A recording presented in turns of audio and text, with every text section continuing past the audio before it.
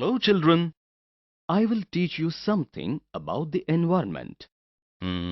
How? Oh, don't you know what is environment? Anita, you tell me, what is environment? I think it is our surrounding like air, water, plants. Isn't it, sir? Yes, but it is not only air, water and plants. Environment is everything which affects the living organism.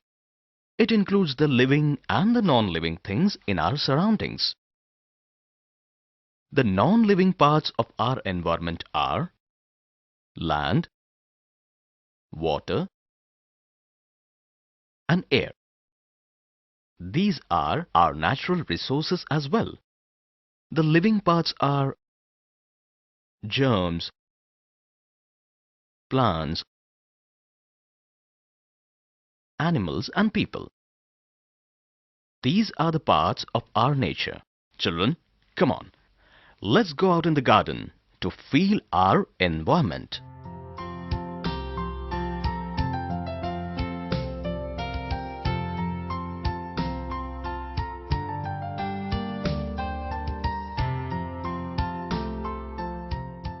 Sir, what are the reasons for environmental pollution? Good question. There are many reasons for environmental pollution, like excessive use of natural resources which damage our nature, change in the climate causing destruction of plant and animal species, increase in human population which promotes consumption. Sir, what is the relation between these things and our environment? These things are interrelated. Increase in our population will create demand for more food and other materials. This will lead to destruction of nature and cause pollution. Destruction of nature leads to ecological imbalance. Environmental pollution will affect our health and comfort and even our survival. If we continue to pollute our environment, the earth will become unfit for our living. We must protect our environment for our survival. Now children, can you tell me some examples of environmental pollution? Yes, sir. When we are under the tree, we feel relaxed due to shade, fresh and cool air. If we go to a crowded market, we will be tired soon because of lack of space around us, dust and poor circulation of air. Very good. As our automobiles release poisonous gases, the air becomes poisonous and unfit for breathing. Burning of coal and petroleum generates heat and poisonous gases which pollute the air and affect our health. That's good. The loudspeakers in the market cause noise pollution and headache. We feel happy to listen to music played softly. Very good. Sir, how can we keep our environment clean and fit for living? I'll tell you. We can conserve our nature resources such as land, forests, wildlife, livestock, water and air. These are the important components of our nature. We can reduce pollution. Pollution affects our health and adversely affects our climate. We should develop good habits which do not disturb our ecological balance. We should use the natural resources carefully without disturbing nature.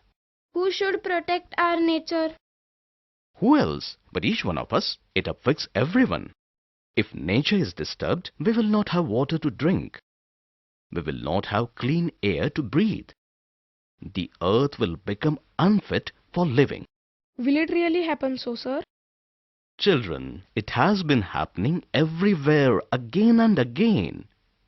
Let me tell you the story of Haripur, where Mother Nature became angry. Please listen carefully. Once upon a time, Haripur was a green and beautiful village under the umbrella of lush, lovely trees.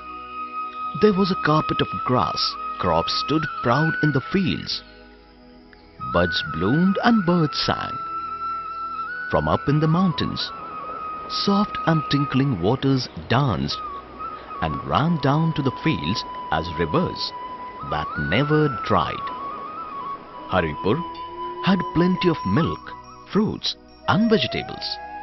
But gradually, people became lazy and careless, well-fed and contented. They lost the initiative to work hard. The families grew larger and many more mouths had to be fed. Cattle and goat population also increased. People kept cutting the trees for fuel wood, but none bothered to replant trees. Soon the forests started vanishing. The sun grew hotter in the absence of greenery. Seasons changed. Dark clouds covered the sky. Thunder roared. Fell the raindrops, but there was no grass to absorb the drops. Heavy rains washed away the fertile soil from the fields. The water went and submerged nearby villages. The anger of floods played havoc. People perished. Crops and houses were submerged. After the rains, farmers had to sow new crops. But there was hardly any water for irrigation in the silted tanks. There was no fertile soil left in the fields. So the food production was reduced. Without trees, there was frequent failure of rains. Hot winds blazed. Mother Earth's face bore wrinkles and cracks. Wells dried. Food grain stocks exhausted. People started starving. Haripur, once a green paradise, had turned into a desert. Slowly, people with heavy hearts picked up their meager belongings and started leaving Haripur in search of food and water. Exhausted, starved, thirsty, they marched on in search of water and food. It certainly was a ray of hope. One hot evening, someone spotted a green patch far away. All started walking fast. As they moved on, the greenery became clearly visible. They saw orchards, farms and a huge lake. Water, water, almost running. They entered the village and rushed to the lake, drank plenty of cool water and relaxed under the trees. Around them were green fields. Across the slopes were well laid out bunds to prevent soil from running off with rainwater. On the fields were strips of trees planted as windbreaks.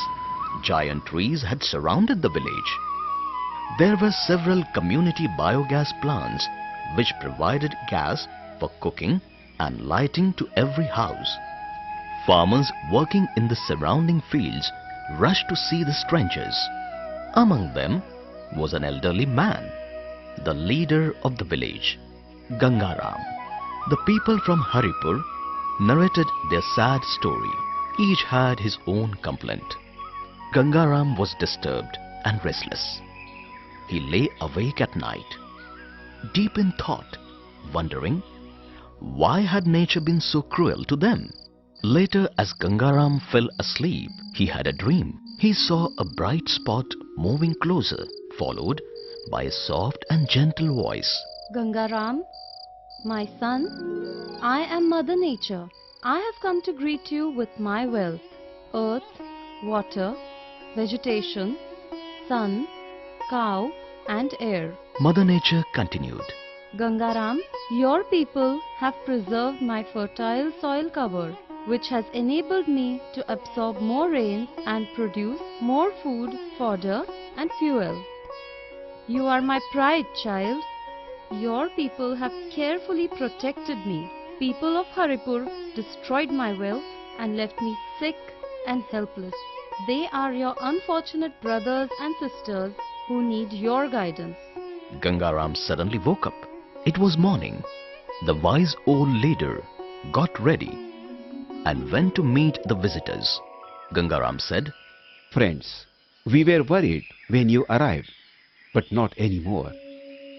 Mother Nature came in my dream with a message for you. Everyone looked up to Gangaram anxiously. He continued, Nature is our mother. She nurtures us with her natural resources.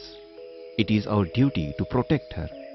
Just the way we take care of our old parents, all is not lost yet.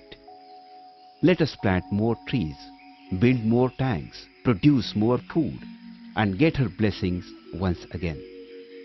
Gangaram's inspiring words worked like a miracle. They started working hard, hand in hand, to protect Mother Nature.